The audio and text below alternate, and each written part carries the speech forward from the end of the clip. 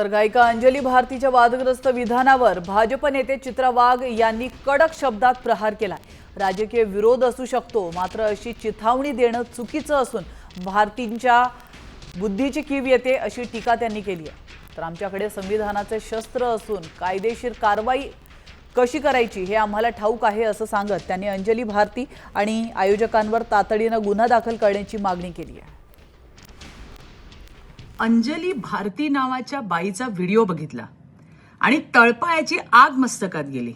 राजकीय विरोध असू शकतो, पण भर कार्यक्रमात मुख्यमंत्र्याच्या पत्नीवर अशी चिथावणी देणं, ती सुद्धा एका बाईने। अंजली भारती नावाच्या या बाईच्या बुद्धीची कीव करावी तितकी थोडी आहे।